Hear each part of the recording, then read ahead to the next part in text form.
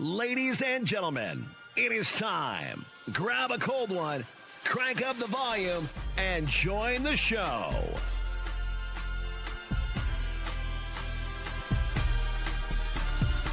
Welcome to NBNR Live.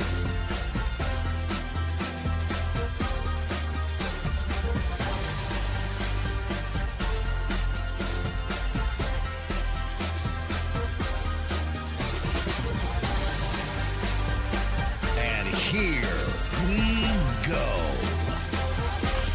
It's no block, no rock.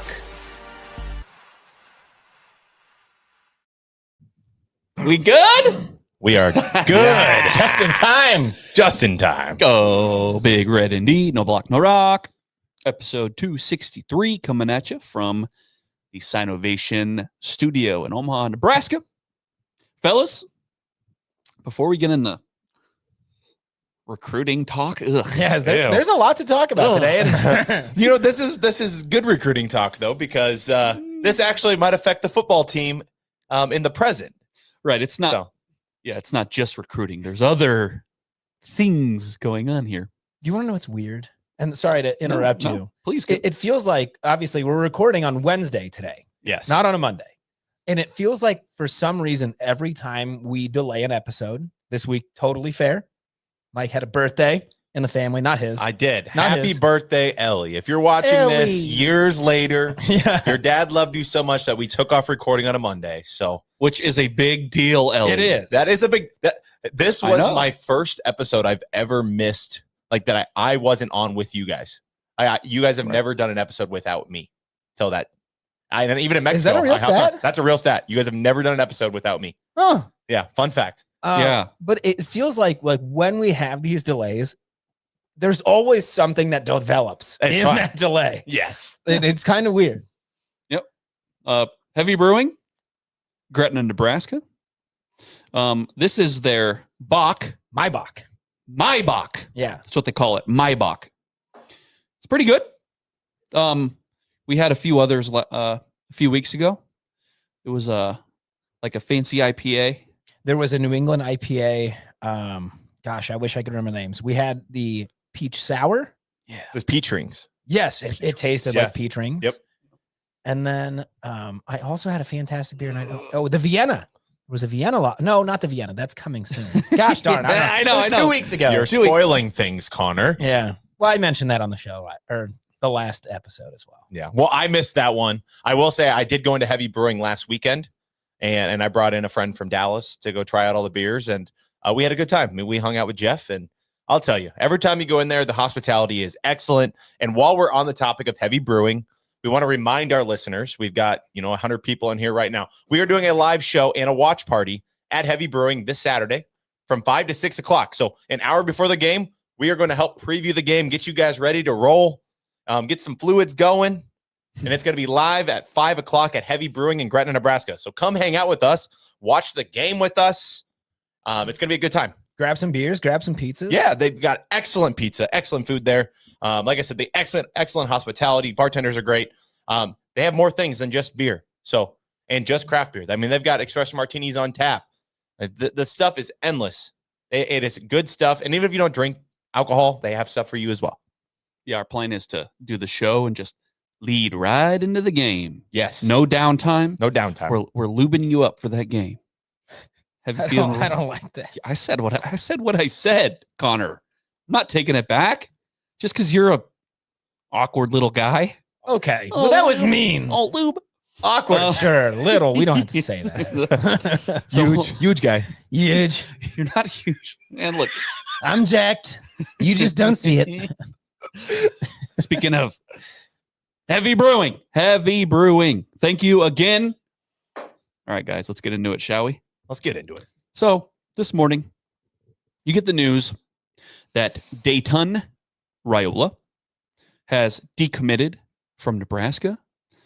And I don't even want to like preface this with anything. I just want to ask you, first of all, were you surprised that this came out? That I seriously had to like, Really? I read this message from in our group chat with all of our dumbasses. Yeah. And I'm like, wow, Dayton is gone. So Dayton is not coming to Nebraska. And immediately, like most Husker fans, I'm thinking, well, where there's smoke, there's fire. So you're dive in, yeah, Mike, okay. dive in. I'm just telling you right now. Yeah. If Dayton leaving Nebraska, there is going to be other dominoes that come with that. And I think it's very telling 2 weeks before signing day, Dayton, who was coming to Nebraska, who we knew was not going to play next year. Mhm. He was not playing next year. He knew he was sitting behind his brother, regardless of Latif. He was going to be sitting next year, probably redshirting. So nothing has changed. And all of a sudden, his brother's out with a broken fibula. And all of a sudden, 2 weeks before signing day, Dayton is not coming to Nebraska. I think the Raiola experience might be over from quarterback to offensive line to everything. Other quarterback. I think all of it. I think it's all done. Really? I think that this is the beginning of the end for the Raiolas. Well, okay, let me just address really quick. Mike says that nothing's changed. And I'm going to disagree with you pretty vehemently too. Pretty big factor has been added to this is the Latif game that we saw versus UCLA. Yeah, right. But it's one game. It's no, and listen, you're absolutely right. It's one game against a bad defense in warm weather in a glorified home game because there was a lot of Husker fans that traveled. But I think you add in that one game, and I think it's thrown a bit of a wrench into things. So that's my opinion. I think that's a big factor is the Latif factor. I think it's bigger than you think it is. But I think it's big. No, yeah, it's certainly a factor. Yeah. But weirdly enough, I think I have to be the skeptic here. Normally, I'm the one that wants to just like jump at something. No. He doesn't know the button anyway. Thank God. He's new back there. So, hey, Kyle, what's up, buddy? Normally, I prefer back. I knew There it was a is. blue one. Yeah. Rub that in that I'm colorblind too. Wow. I don't know. Again, Mike, like you said, I don't think with a very crowded QB room coming through. I mean, let's say Dayton does come here. Next year, he's sitting behind Dylan and Latif, provided Latif came back. And then the next year, you bring in Trey Taylor. And a lot of these massive recruits that are coming with Taylor, I think Taylor will probably also get a red shirt depending on the situation. I don't know. It was like earth-shattering news for me for like 30 seconds. I saw the tweet and I was like, oh, that's weird. All right. Because again, like I never expected when I talked about the progression of this Nebraska QB room, I always said like, if I had my way, it would go from Dylan to TJ to Trey. Dayton was never right. It was never one of those steps. And you're hitting it right on the head. The only reason that Dayton was committed to Nebraska was because his last name was Raiola. Yeah. He was not qualified to be a quarterback at Nebraska. Do you know Dayton's got 3 offers total? Do you know who the other 2 are? Charlotte and Appalachian State. Yeah. I mean, and so I'm not going to sit here and dog on Dayton. He's a high schooler. 2 weeks before signing day. I'm not here to trash this kid. But Mike, we talked about it before the show. What was Dayton's completion percentage right now? He had 58% last season and now 61 this season. I think so overall, Dayton's, if you go look at his high school statistics, I think this year he finished the season with a 63% completion percentage. Last year was in like the mid 50s. And so overall in his high school career, it's 58%. That's Heinrich Harburg territory. He's a 3-star recruit out of Beaufort, Georgia. I'm just saying, I don't think if his last name was not Raiola, he would not have been the Nebraska quarterback for the 2026 class. No, he wouldn't. It's not. And so, like, again, I think you're crazy if you had Dayton Raiola in your progression of this Nebraska quarterback room. I think you're maybe a little bit naive, or you were really buying into the fact that I think this is another thing that people talk about is, well, you know, he's playing like that in Beaufort, Georgia. Yeah, Beaufort, Georgia is a really hard place to play high school football, but there's a key phrase in there: high school football. This is the Big Ten. You think this is any easier? It's significantly harder. He's just, unfortunately, I don't think he was built for the Big Ten. It sucks. I wish him nothing but the best. But Dayton pursuing other options. I heard a rumor that he might pursue baseball. I don't know that's he's not even playing baseball. I heard a rumor. No, that's not. I don't know. I just never. It wasn't super like earth shattering to me. It was just like, oh, wow. No, I'm with you. It's a big development. I don't think we're crazy to say that. Right. It's a big development from the sense of what does it mean Yeah. in terms of the Raiola family. We're not looking at this going, oh, 2026 class, whatever. Like, don't really care about that. I don't see this necessarily impacting Dylan. I really don't. disagree. Well, okay, so I think the Raiolas are like this. And well, sure. I mean, come on, dude. Yeah. Dayton is the reason Dylan committed to Nebraska. Dayton loved Nebraska more than Dylan did. That's right. Right? And he's the one that's decommitting 2 weeks before signing day. Once again, next year, Dayton was not going to play football at Nebraska. He was going to be behind Dylan and probably behind TJ on paper. Sure. Right? So nothing has really changed besides the fact that TJ balled out. And we have comments in the chat that are, hey, like, what happens if TJ lays an egg the next 2 weeks? That's right. You know, that is a possibility. And maybe then Dylan sticks around. I think regardless of what happened, even if he didn't get hurt, I think Dylan was going to have to negotiate at the end of the season anyways, because he hasn't been playing like a 5-star quarterback has. Right. And like your guys' points that it just Dayton's probably not good enough.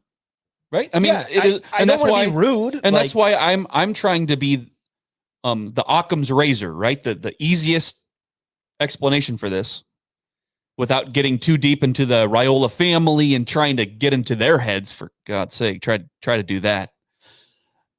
That's why I'm just, when I heard the news, I'm like, well, it just seems like maybe he's just not good enough. Which, again, Rule was there on Wednesday, right? So Rule made the trip to Buford. He made the trip to Buford on Friday, and by Wednesday, he is no longer a commit for Nebraska. So do you think Rule let him down easy and said, "Hey, that's what I think." It doesn't sound like that's what you think. No, though. I don't think so. My initial thought was Rule went to, like, there was probably some discussion with TJ about, maybe what happens in this offseason. And hopefully things went well. This is my tiny little conspiracy. Hopefully things went well, and TJ wants to hang around because he knows, hey, we're going to let you compete for this job. And with that news and knowing that Trey Taylor is coming in, Rule went down to Buford to talk to Dayton in person and was like, hey, man, this is what's going on. Like, you're going to have to compete with guys like TJ Lateef and with Trey Taylor. And I just don't know if I see you fitting that scheme. But it's Dayton Raiola. He's around the family. His dad, his uncle's on staff. His dad's like Dayton knows all of this. I went to a concert in Lincoln, and Dayton was in the VIP section with the football team, with offensive line, with Dylan, chatting up with the girls and stuff. Dayton has been ingrained in this program already. No, he's already doing all the things that football players do. He's just not playing football here yet. But it might be just I don't know. It might just be this honest conversation where it's like, Dayton, I don't see you playing here. And if you want to pursue other opportunities where you think you can really get that playing time, put things on tape, and move into better programs, I totally understand. And Dayton said, you know what? I get it. Like, I probably am not going to beat these guys out. And maybe this isn't the best move for me. I think Nebraska fans are reading far too much into this about Dylan leaving, Donnie getting fired, all this stuff. I think it's just reading too much into it. I think Dayton's just finding a better solution for who he is as a player right now. The other reason why I'm not quite ready to make the Raiola referendum leap like Mike is. Mike's already he's out. He's gone. Mike's Frogger, dude. He's leaping. Yeah, he's gone. Now, hey, and look, hey, I'm not going to totally disagree, but let me try to articulate this. It just seems like if Dylan was already gone, right? In his head, he's moved on from Nebraska, right? It just seems like rash to me, because what if Lateef just falls on his face these next 2 games, and then it's back to, we love Dylan. Right, Dylan is the QB1. He always has been. We never questioned it, even though we have. After UCLA, we were like, they like this Lateef offense. But doesn't that just seem kind of rash to make a decision like that? You have the possibility where Lateef just doesn't play good at all. But then again, Mike, you look at the Raiola family, and it's like, I could see the Dude, Raiola family I'm telling you, being a little emotional, maybe being they a little. are. How many How many high schools did Dylan commit to? You want to talk about emotional and lack of commitment? 3 and 4 years. Yeah. I'm just saying it. Maybe it runs in the family. Well- and there is a nugget, and so many people have brought it up on radio today. Okay. Matt Rule went to the press conference. How many times have we heard Matt Rule talk about Glenn Thomas and his quarterback development? This week, Matt Rule goes to the podium and talks about, and I think Dana did as well. They mentioned Glenn Thomas and his ability to develop quarterbacks at Nebraska. I haven't heard Glenn Thomas's name since the offseason. Yeah, dude. And this week, they bring up Glenn Thomas. Yeah.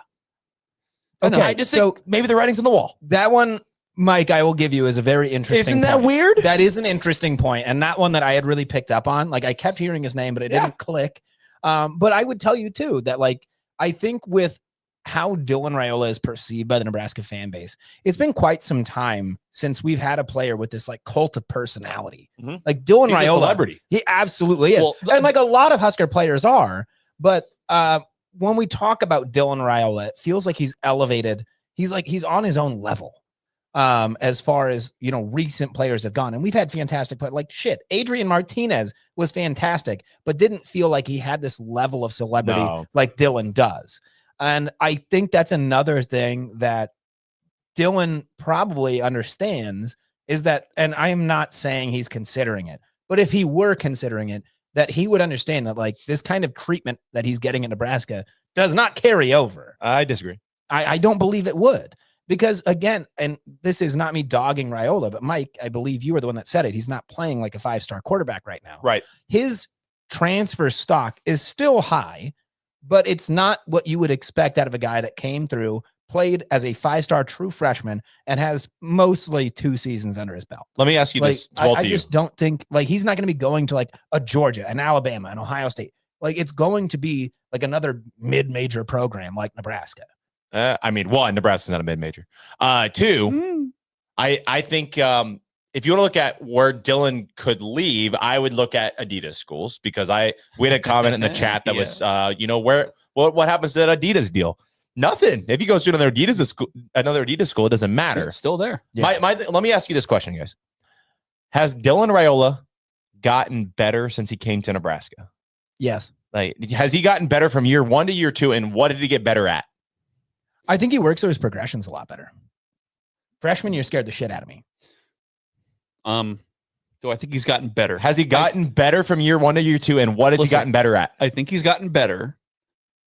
It's hard to say what he's gotten. What has he got better at? Because he showed flashes all year last year. Listen, you can look at the analytics, and it doesn't look great. Go look at PFF QBR. I mean, listen, I haven't seen them, but I'm venturing to guess that they average. are below, like, not just below. We're not talking like 40%. We're probably in the 30, maybe. Wait, hold on. Like, so you drop PFF and QBR right away, so I have to assume you have that stat ready.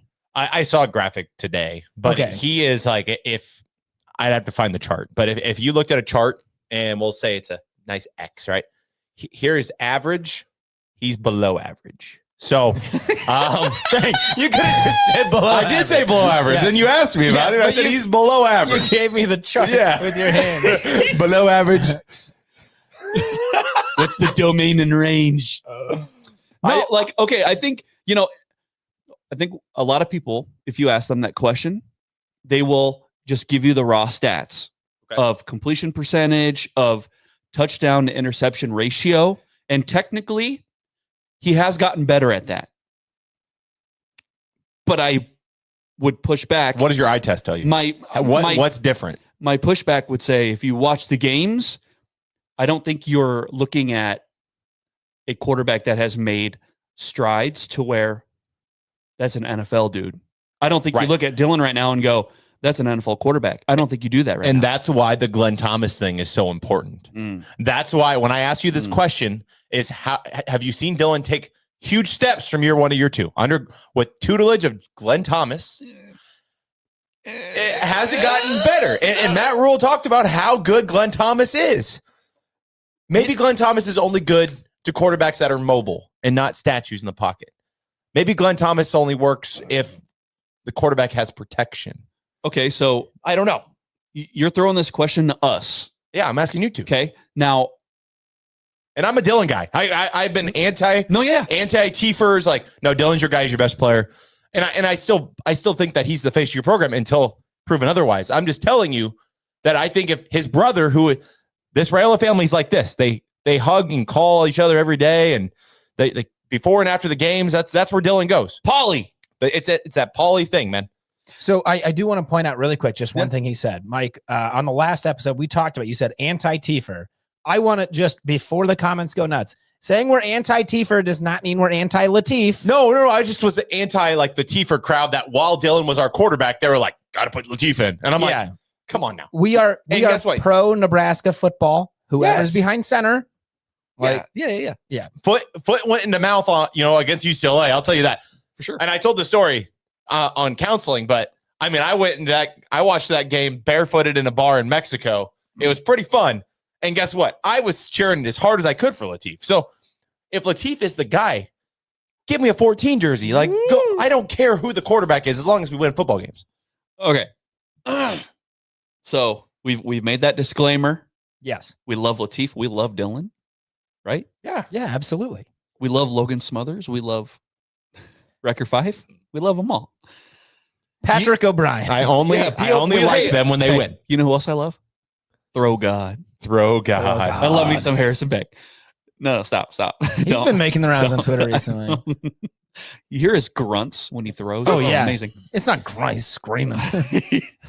So Mike was asking us about, has Dylan improved to where we might view him as a future NFL pick? Now, are you asking us that? He never used the word NFL pick.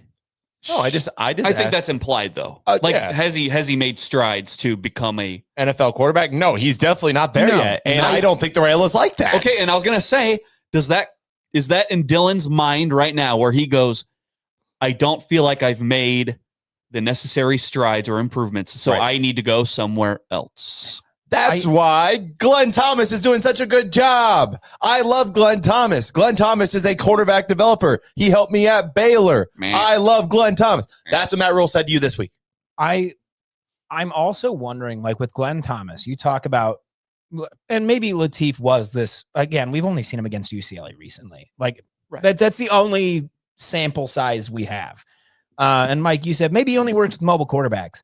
But I think there's also something to be said about like Dylan Raiola, a 5-star or high 4-star, depending on where you look, coming out of high school.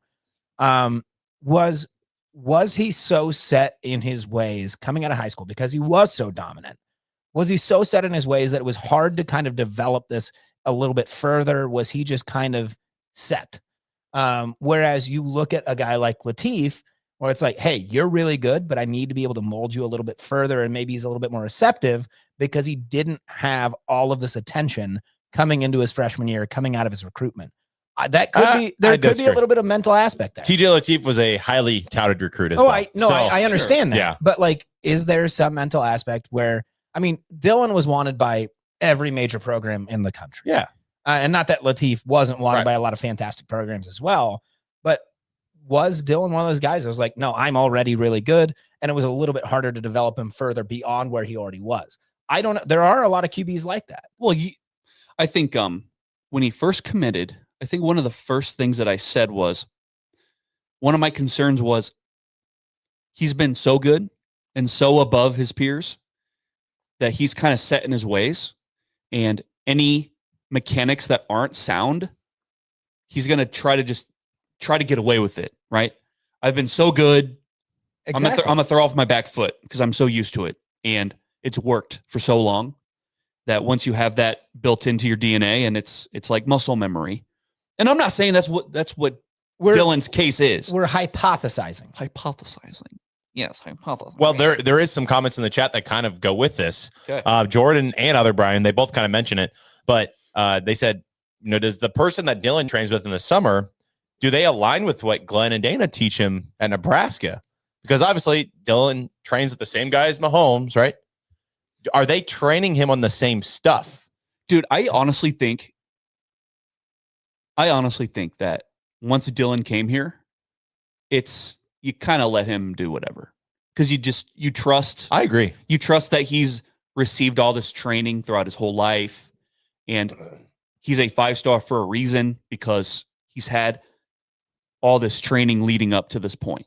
And so I think during the offseason, if Dylan wants to work with Mahomes' quarterback coach, how do you say no to that? Right. It's Patrick Mahomes' quarterback coach. Like, you don't say no. You're right. If you're Glenn Thomas, let's be real. You're not Patrick Mahomes' quarterback coach. Like, let's be real. Glenn Thomas, like, all due respect.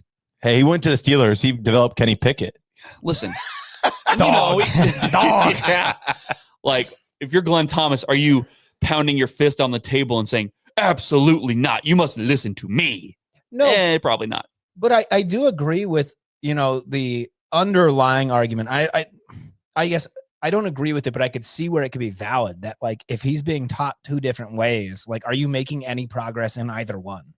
Like, are you just fighting against either philosophy? Well, But maybe that's where the whole question of have we made significant leaps That's progress. what I'm asking you guys. That's a valid question. Right. Yeah, sure. But here's another thing too. Would you say that Dylan could be better if he had more time to throw the football? Right. Everybody would be better. A Raiola issue, right? Because Donnie's responsible for that. Hmm.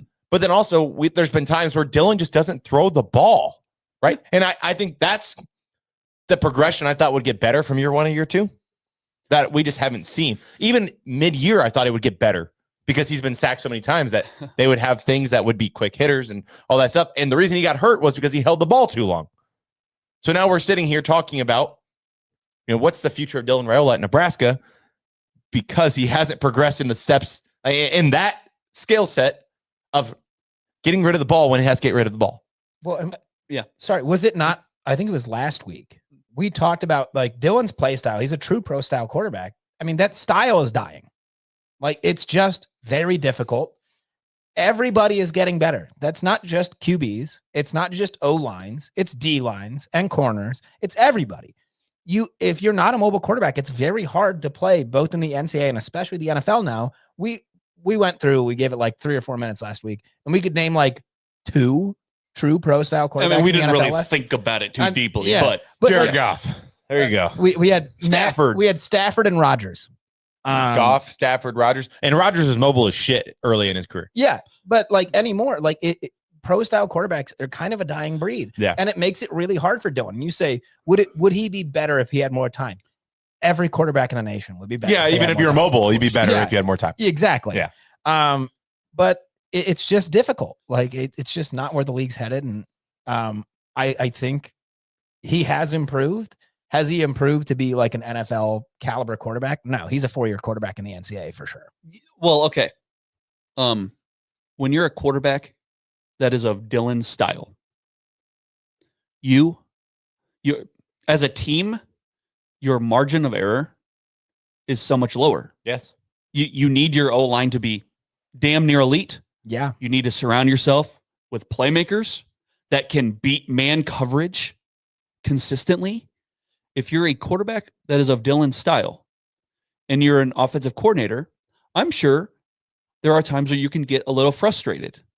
It's like, shoot, I don't have an elite offensive line. Shoot, like, what are we going to do here? Because the quarterback's not going to really move. Right. So just your margin of error is so much smaller with a quarterback of that style that we've seen. What was it? Remind me, please. Was it 9? Yeah. 9 sacks in a game. That's insane. Minnesota's single game record.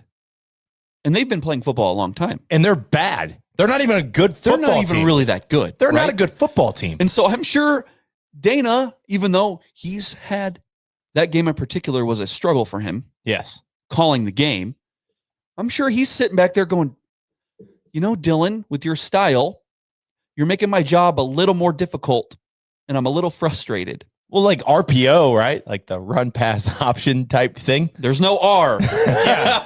It's a PO. He's not polling anything. The POs, PO.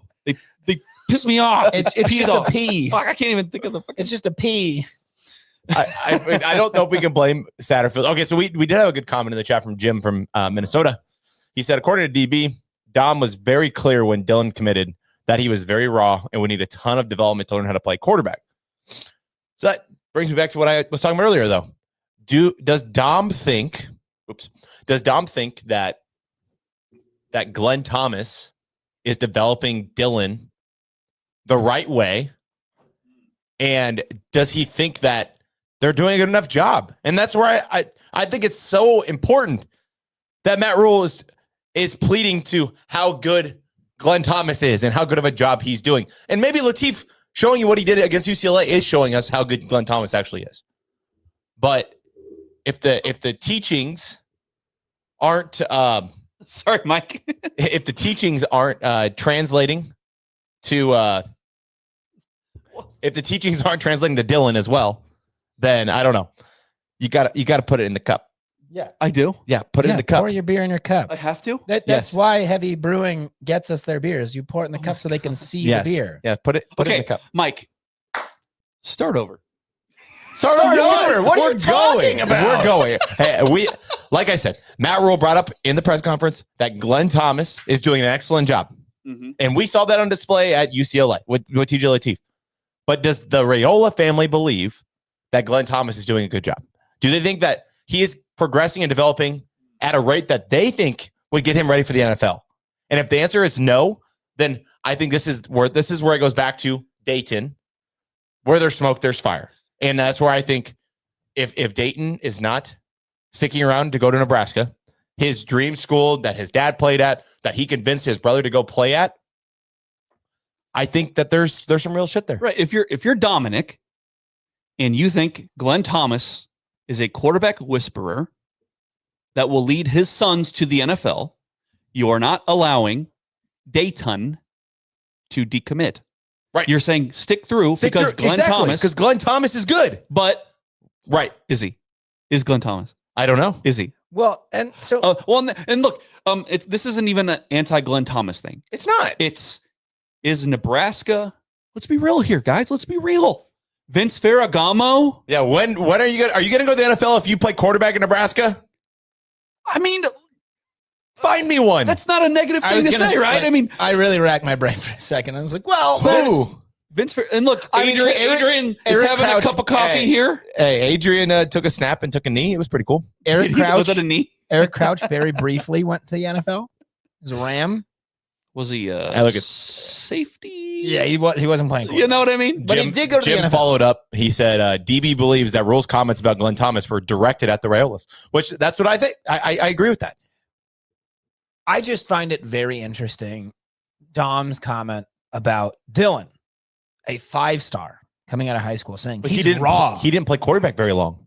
Yeah, I mean, that's fair. He hasn't played quarterback. Even right now, as a sophomore at the University of Nebraska, Dylan has not been playing the quarterback position his whole life. And he picked up football late. Then they figured out that he could throw the ball really far. But you don't get a 5-star. It's the being camps. that raw. The camps, man. So I'll be honest with you. This whole quote about Dylan being raw, I have never heard that. I haven't either. I'm going based on. As well. That's just what Jim said, and Jim's usually pretty good. Okay, yeah. Oh, I thought it was coming from you, Mike. No, yeah. Jim in Minnesota. He said that? He knows his shit. And look, he does. And not doubting Jim in Minnesota. I'm sure he's got some connections, and he knows his stuff. I've just never heard that quote before. I have never heard a quote from Dominic say Dylan is a raw quarterback that needs a lot of work. And again, like here, paraphrasing there. and like what 5-star is considered raw? Usually 5-star quarterbacks are turnkey. Usually it's, hey, get the right guys around him. And that's the question. Does Nebraska have the talent around Dylan for him to be successful? I would say no. Okay. I would say this year, yes. I would say no. Well, look, Nebraska missed, and this is why the Matt Rule contract extension was so important. Everybody's missing this part. Matt Rule went there and he flexed about Nebraska being a destination and now having all the money to do where the hell he wants, right? Right. The amount of recruits Nebraska missed on in the offseason, this offseason, to go get protection for Dylan, Yeah, I know we got Pritchett, but we missed out on the guy from Washington, the tackle from Washington, the tackle from Washington State. The year prior, we missed out on Walter Rouse. We've missed out on the kid that went to Tennessee. We're missing out on important pieces to this offensive line. And you got to have money to do that. Well, now you're talking about offensive line now, which is also a Raiola issue. I feel like you're asking about, is there sufficient talent? You got Key. Yeah, you got on the outside, Isaiah. I think it's fine. Like you've tried to get try to get your playmakers, and they've played pretty damn good this year, I'd say. Yeah. Yes. Right? Like we're not sitting here like we were with Jamal Banks pre-Holgo going, where is he? Well, right? and not to mention, let's also preface this by saying Dylan has played well this year. He played fine this year. Right. Do we expect him to do more? Probably. Of course. But Because we're fans and that's what we do. I also said we're going to be 7-5 this year. So we're right on cue where I thought we'd be. So that's another interesting kind of avenue is like, this isn't to say that Dylan has been bad. He hasn't been bad. He's been like pretty good. And if you look at the rule tenure, I mean, it's been progress, right? Yes. Like technically, it's been progress. We're sitting here 7-3. And I think we're looking at Dylan. And yeah, we're fans. We were sold that Dylan is the next coming. Number one overall quarterback in that class. And again, this isn't to say like Dylan's been a disappointment necessarily, or that like even if you look off the field, dude has been what we want. Like he's been a classy guy. He's made appearances. He's been the quarterback, just not to the it's difficult because we say it's disappointing, but has it though? Yeah, but technically there's been progress in the program though. Well, here's a good question that goes with this. Jim just asked, here's my question. What does Dylan do that Latif can't do? And let's I don't know how to answer that question, to be honest. Well, Dylan's got a stronger arm. We can put that honestly, one on the table. Right? The best deep ball that's been thrown this year was thrown by TJ Latif against Houston Christian. Right. I'm just telling you, the best deep ball. I'm saying Dylan's got a stronger arm. Like that, I think is kind of you can just put that one on the table. Maybe. Maybe not. I'm not ready to just I'm not ready to say that. Listen, and this isn't UCLA. Dylan's played a lot of ball. He's played 20 games. Yeah. The deep ball has notoriously underthrown. Right. Underthrown, overthrown, whatever. Just not accurate at all. Like that's been a weakness for him, has it not? It's tough looking at last season because like I don't want to like ascribe something that I can't really prove. But it felt like, especially we were at the Purdue game last year, and it felt like a lot of those deep balls that he was throwing against Purdue last year were thrown because he's like, I know I can get the PI there. I would like to say he was doing that intentionally. Yeah, I mean, how many times do we think that was intentional? I would like to say he was right. I don't know that though. But like I that's a good question. I mean, off the top of my head, the only thing I can think of was that Dylan probably has better raw arm talent. Like he can get the ball downfield a little bit further. We still haven't even seen if Latif can throw the ball 80 yards. I don't know. We had two people say they corrected me and said the best deep ball this year was the Hail Mary that Dylan threw. Yeah. But that's literally that's like playing in your backyard and saying 500. You're launching a ball into a sea of bodies and hoping for the best. Right. I'm sorry. Like Jacory, thank you. Yeah, but he went up and made a play. If anybody thinks that like when that ball went up, that even Dylan was like, "Oh, fucking nailed it." Yeah, wrong. Come on now. They call it a Hail Mary for a reason, right? It's like that ball left his arm and he was praying. 1 in 100,000 throw, and you've that's the one. Well, dude, and like, come on. And again, I think we brought this up, Mike. You were in Mexico. Oh yes. I don't like that. Please don't do that. Like, damn it. This is not a Dylan bashing thing. It's not. Because again, I have to bring up the fourth quarter drives against Maryland happened, against Northwestern happened. We were sitting here after those games and saying, damn, dog. We have turned a corner, like we've turned a corner as a program. Yeah. With Dylan being the head because he was the guy who led those fourth quarter drives. Right. And so again, what if we're sitting here in a few months and we're going, damn, we didn't know what we had until it was gone. Like, what if we're sitting here doing that? We could be doing that. And we're kind of like washing over all the things that Dylan has done well, while also acknowledging you were the promised one that should have led us to the promised land. And he still that's can. Not even, and that's, you know what I mean? It's just, woo. In my opinion, this is a good problem for Nebraska. Sure. No matter what happens with this Raiola saga, it's a good problem for Nebraska. Because if Dylan's your quarterback next year, then that means that you trust this staff, that they made the right evaluation and chose the right quarterback. And Dylan is a good face for your program. And you would think that he's going to get better in year 3. But if TJ's your quarterback next year, that means that this staff developed TJ enough and they have enough confidence in him. And he played well enough at the end of the year, because that means that we probably won 8 or 9 games, that he played well enough to earn the job for next year. And Dylan had to pack his bags. I think it's a win-win if you're a Nebraska fan, in my opinion. He had to pack his bag. Do you want to hear a take that I think I'm going to get some hate for? Yeah. Let's go. Dylan Raiola has been the promised one. He has. Okay. Last year, as a true freshman, he got us to a bowl game. It'd been 8 years. Mm-hmm. In that time, he made Nebraska a place that people wanted to talk about again, and great players wanted to come play at. He has done that. He's been a phenomenal ambassador for not only Nebraska football, but Nebraska sports as a whole. He has done so much for this program. Like, he's done a lot of great things on the field, but he's done so much off the field. Right. I think Dylan Raiola has done what we've expected him to do. Sure, it's not a Big Ten championship. It's not a natty, but it is putting Nebraska back in people's faces. I think Emmett's done that more than Dylan, though, in my opinion. Well, certainly this year. I mean, Emmett's been fantastic. Nobody, if anyone has a bad word to say about Emmett, give me your address. I'll drive to you. Yeah.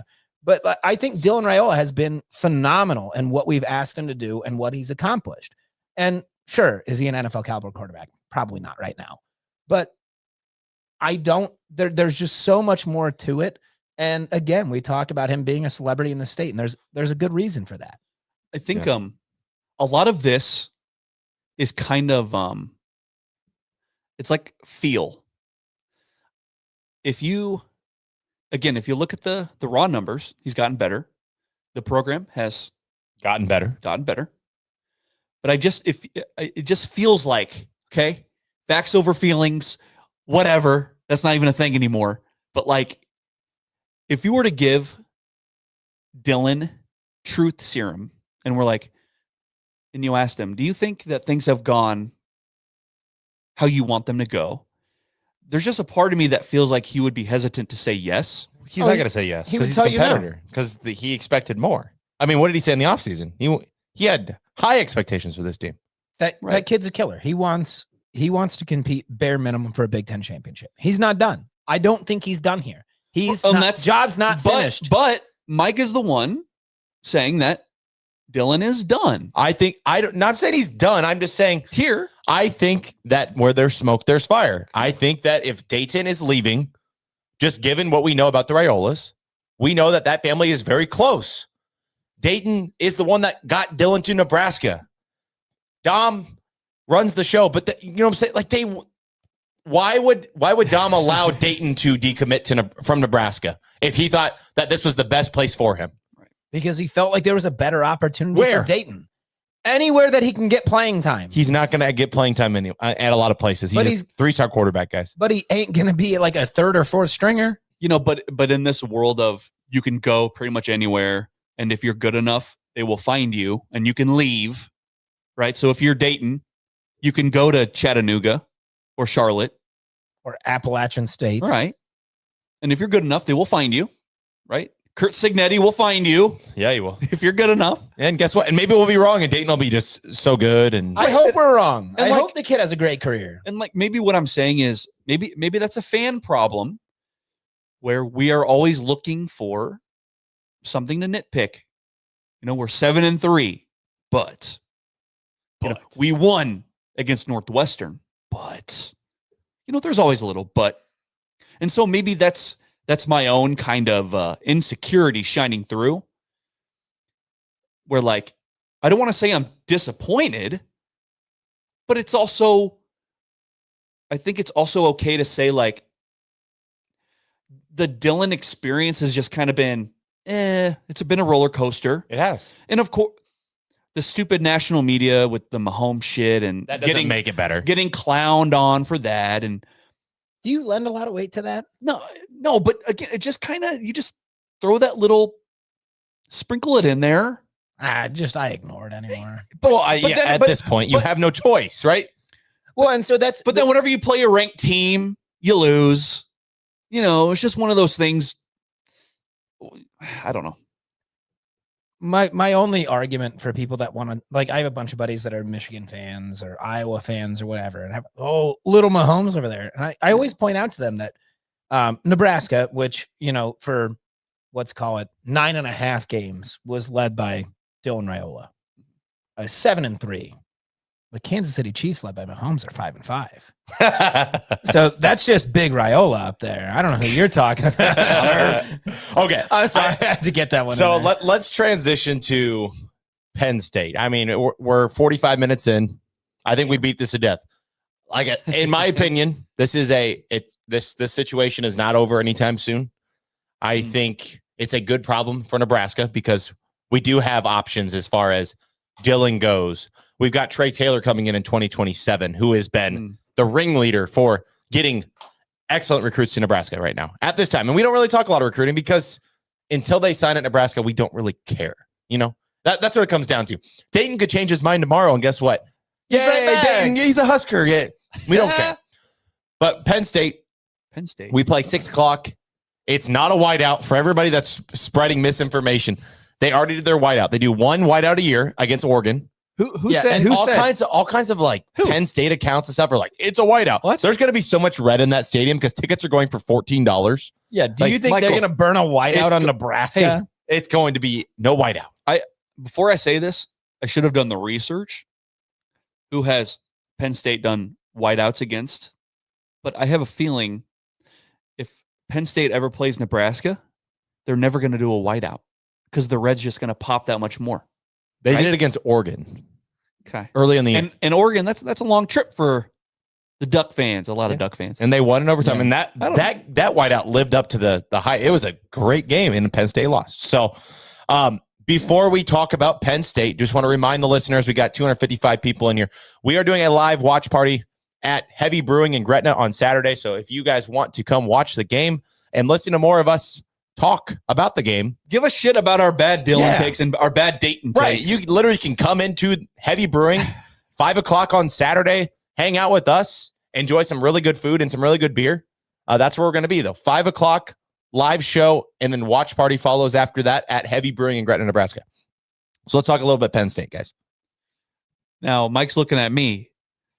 I have a very simplistic view of Penn State, of this game. Yeah. But I want to throw it over to Connor because in our group message, he said he's done a deep dive, and that's why I want to get to this because we have like 15 minutes left and we haven't even hit any of the deep dive. How deep? How deep? Are we going to go too deep? Well, I'm going to try and make it a little bit simpler for you guys. All right, make it simple. Hey, I'm a caveman. Ooga booga, run the ball, etc. Okay, so we'll come back to the first one I want to talk about. Let's get right into the Ooga booga, run the ball. Rushing defense has been Nebraska's boogeyman all season. Yeah, right? Bad, the worst. So Nebraska's rush D in the country right now ranks 91. Not great. Better than I thought. Better than I thought. I thought it was in the hundreds. Penn State's rush D ranks number 70. But so we give those numbers, right? But they need a little context on the other side in rushing offense. Penn State's rushing offense ranks number 65. Nebraska's number 90. I do have an asterisk on this stat. And that it's Dylan's sack yardage. Well, there is the sack yardage is a part of it. But again, because Latif is a little bit more mobile and can move that ball a little bit better with his feet. So that number is subject to change. The defensive numbers, I don't see a lot of fluctuation in. but that rushing defense and rushing offense ranking lends a Penn State advantage right off the bat. What do you guys see about that? I mean, I would obviously be remiss if I did not talk about the two-headed monster in that backfield and Katrin Allen and Nicholas Singleton, who are at this point averaging 160 yards per game between the two of them. Yeah. Look, you said Sweet. that. You said Really excited about that, guys. Stop it. Yeah. Dude, they'll stop the run because they've done that all year. Not. Well, what you said Penn State was 65th? In rush D. No, Or rushing their offense. rushing offense. Rushing offense number 65 in the country. All right, 65. And it will be in the top 10 for this game, right? It'll like whatever the top 10 is. So That's what they'll do. That's the average. To give you an exact number, so we actually we're not far off of their average rush D played.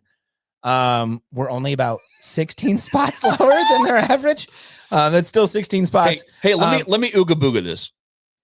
Penn State's rushing offense is currently 65th, right? Yeah, they're going to jump to the 50. They will do better than that. So Yes. Okay. Yeah, whatever 65th their average is, go look at what like a top 10 team average is, and then that's what will happen on Saturday. So between Allen and Singleton, just those two guys, they average 158.8 per game. Good for Nebraska. Yeah. So that's obviously that's the stat I wanted to address first and foremost. Yeah. That's really scary. But the good news, again, when we talk about Penn State's rushing D, number 70 in the country, when we look at Nebraska's average rushing, we have about 138 on the ground per game. That's mostly coming from Emmett. And Who else is it? yeah, Who the fuck else? yeah. Listen, TJ Lateef had 30 yards against UCLA. And you know what? That is perfectly fine as long as you have the threat. But our average rushing defense that we've played is pretty darn similar to Penn State. So it's not like that big of a change. They are certainly going to outrush us. But I think you can still factor Emmett having a pretty solid game against this Penn State D-line. Well, I think if I'm going to be hopeful about this game, it's that regardless of who Penn State was trotting out there, whether it was Aller or old boy, I forget his name. Maybe you guys know. No. It's a goofy last name. Yeah. Like whoever it was backup quarterback. doesn't run very often, right? He's like the Dylan Raiola of their team. So that gives me a little bit of hope where there's one less threat to worry about if we ever find ourselves in a RPO or Grunkemeyer. So that gives me a little bit of hope that we have a slow white guy back there. He has very similar stats to Dylan Raiola. He has 26 carries for minus 26 yards. So it's a lot of sack yardage. It's like negative 1 yard per attempt. You got any more? I have a lot. And this one I actually just had to look up on the fly because I actually had kind of written this off, mostly because of Drew Aller with that injury. Sure. Penn State's passing offense is 23rd worst in the FBS. Yeah. With a Nebraska passing D, that's number 3 in the country. Sure. Number 3 in the country. Here's what's also concerning. Penn State's passing D is number 12. So, I mean, Penn State is in the defensive side of things, beating us in pretty much everything. Sure. But, on the rushing game, I think is where we're really going to have to kind of lean. And I think most of us kind of figured that with Lateef coming in, not having Raiola back there to what we thought was hopefully just sling the ball around. But their passing offense leaves a lot to be desired. Yeah, I think going into this game, Nebraska's secondary, their pass defense, despite a D-line that has struggled for the most part to get pressure on the quarterback, our pass defense has been spectacular. Right. And UCLA got some pressure on Nico, hit him, didn't even play the next week because of a concussion that he suffered against us. And he played with the rest of the game. Weird. Yeah. How that happens. And so Let's get some pressure on Grunkemeyer. And, again, like our pass defense has proven over a long sample, of a big sample. Against very solid passing offenses, by the way. USC at the time, the number one passing offense in the country. Shut them down. Right. And got pressure. Yeah. Well, Mayavo's like what, 13 of 27 that game? It was bad. That was the worst game of his career. Trick play. Yeah, all of his stats came off of one trick play. Crazy. Now, see, here is where I find to be, I think, what can be the biggest difference maker in the game is on third downs. Third down conversion percentage in the country. Nebraska is 28th best. Wow. Penn State is 40th. That is good for us. What's our third down defense? Third down defense. Nebraska is 38. Really? Yeah. Penn State is 77. Wow. We're in the 30s for that. Yeah, we are 38. We get off the field at that much of... Yeah. That surprises me. It really does, because it feels like third downs have been kind of our boogeyman a lot this season. Well, and also goes back to Tony White, too. It just seems like whenever there was a 3rd and 7, it's like... Every time. Jesus. Well, and then can't get off the field. There's the game... What game was that? Was that Michigan? Where they just... Yes. Death by 1,000 cuts. Third down... Just the entire drive, 99 yards or whatever. Was that, and UCLA was like 8 for 14 or whatever. Yeah. Okay, so I'm kind of jumping out of order here. I gotta find. We'll come back to that one last. This one is strength of victories. Strength of victories. So this is not about your strength of schedule, right? It's not looking at the games you haven't played yet. It's the ones you have played and how you performed in those games. Okay. Nebraska. Number 36. Okay. Penn State. Number 74. For context, I have this written. For context, Wisconsin has a better rating than Penn State right now. Wisconsin, who is looking at probably firing Luke Fickle. He's not getting fired. Season. Nope, he's not getting fired. Nope. They already said so. They had the Washington win, which kind of helped with Wisconsin's rating. Yeah. Factor in Penn State hasn't won very many games. 5 games? No, 4. No, not 3, 4. 4 games. Yeah. They need to win the next 2 to make a bowl game. Yep, and that's the thing, right? They have to win the next 2 because of course they do. Because we're one of Nebraska. Yeah. Yes. But so an interesting part of that, where Nebraska's strength of victory is much higher than Penn State's. Their FPI. Penn State is at number 20. Nebraska at 30. I told you guys before this that ranking was a little bit closer than you would have expected. And so that factors in offensive efficiency, defensive efficiency, and special teams. Hold on. Penn State is what? 20. And their record is not good. 4-6 or whatever? Yes. And Nebraska's 30? 30. Bro. What does that tell you about Penn State? What does that tell you? They're better than their record. They're better than their record. Yes. Yeah. Indeed. They also played really hard teams, and Nebraska did not play really hard teams. Yeah, I would agree. And we lost to all the hard teams we played. The hard teams. Michigan's still a hard team. Yeah. Northwestern gave them a little scare. Well, and again, I think Nebraska's strength of victory ranking would be a lot higher. We lose to Michigan close. We lose to USC close. That strength of victory skyrockets if you win one of those 2 games, let alone both. Oh, we didn't. We didn't. You're in the playoff convo. Absolutely, yeah. You are. So I've got 2 last lines here that I want to talk about, and one of them I find to be very big. Penn State, for penalties in a game, is top 10. They are a top 10 most penalized team in the country. Okay. They lack discipline. They rack. No. Yep. Rack discipline. What's Nebraska? I actually didn't even write. It wasn't in the first 2 pages, so I didn't even look at it. Really? Yeah, they weren't in the top 60. Hey, but fuck you, refs. Yeah. Right. Hey, we didn't even talk about Nebraska ball. Damn, bro. But I know. So you heard that? You heard that cheer? Yeah. You refs, you suck. Refs, you suck. Yeah. Old boy getting thrown out. Hold on. But again, we take that for granted, though. We just go over that. Oh, on to the next stat. No, we don't get penalized that much. And doesn't that just there has been progress made. There has been progress made.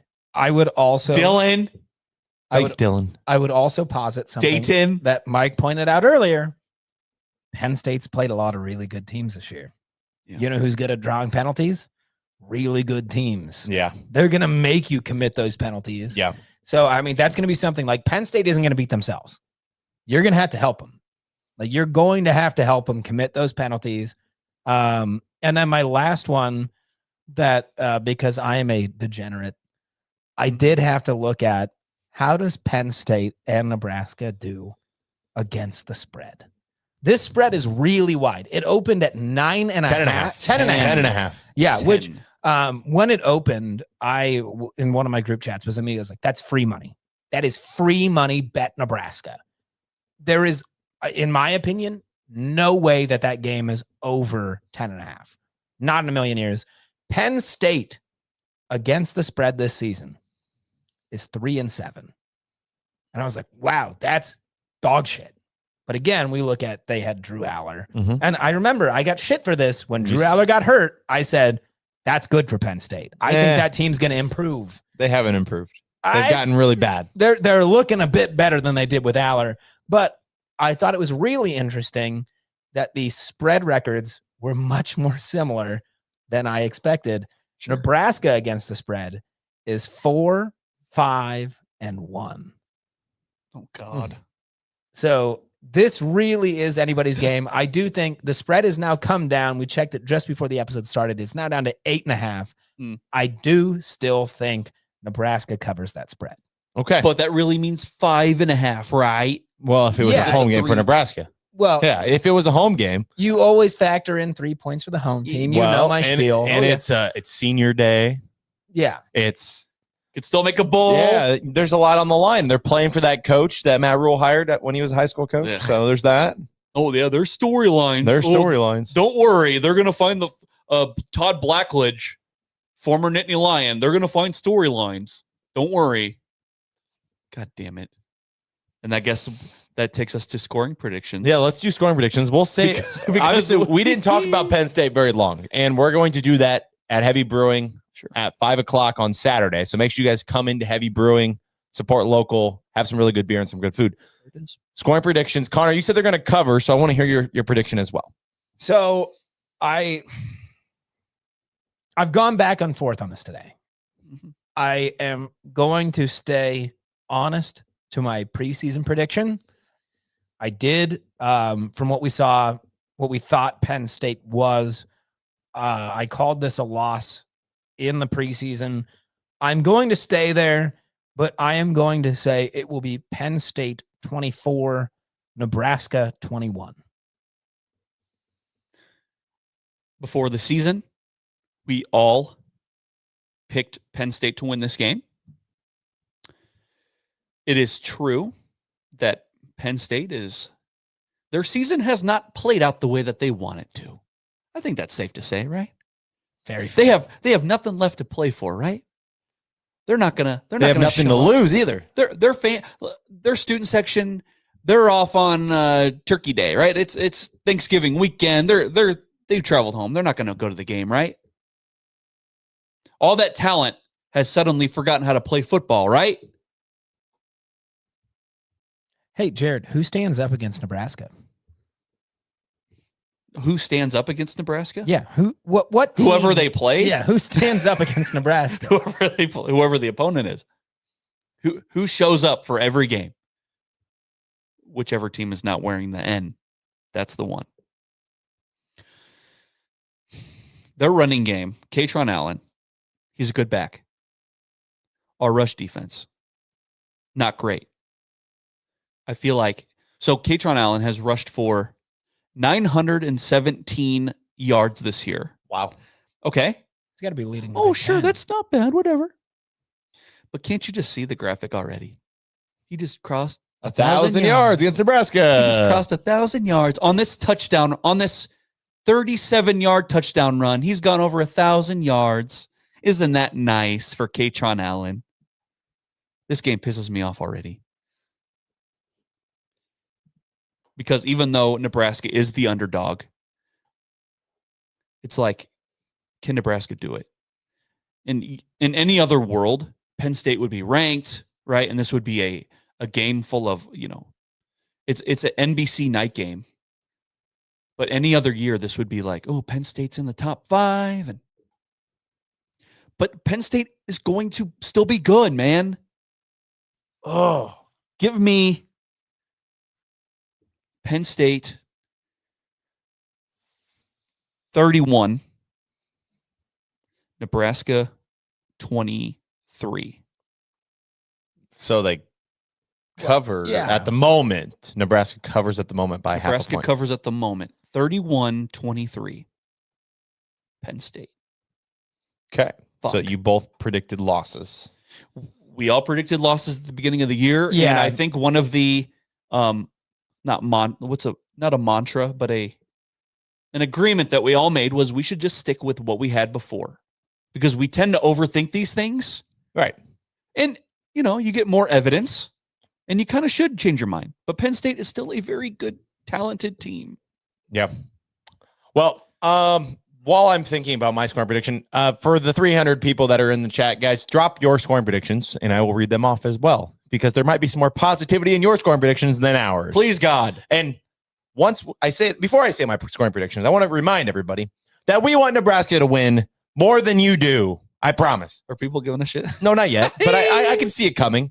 Okay, here's the thing. Penn State, they're not a high-powered offense, and I think Nebraska, they're going to want to run the football a lot. I think it's literally going to be two teams that want to run the ball, that are going to try to control time of possession, and I think it's going to be low scoring. I think it's going to be a close game, and I think Nebraska loses 24-21. Oh, we're Yeah, you have the same score. we would have to share the trophy. Oh, shit. All right, let me change it then. I think Nebraska loses 28-24. Okay. There you go. And We've got a couple in the chat here too. Yeah. 24-27 Nebraska from TJ. Justin says Huskers 31, Penn State 23. flip my score. I love that. Hey, I hope so. See, and here I am. I'm making the prediction, and I'm talking about Penn State's run game. And I fail to talk about TJ. What kind of game is TJ Lateef going to have, right? We fail to talk about that. I don't know, man. We don't know. We don't know. This is It's an just- unknown. Yes. Because if I'm telling you right now, if TJ plays like he did against UCLA, we're going to kick their ass. The offense will move the ball, no problem. Dana's in his bag. We are going to kick their ass. 2 weeks to prepare. But until we see TJ do it more than once, and we know UCLA is not very good. Until we see TJ do it more than once, I'm not going to just say, hey, TJ's going to, that's what I should expect every week. We talked about after TJ Lateef's performance at UCLA, he is the first freshman in the Power Four to have a performance like that. Right. Do you know what that is?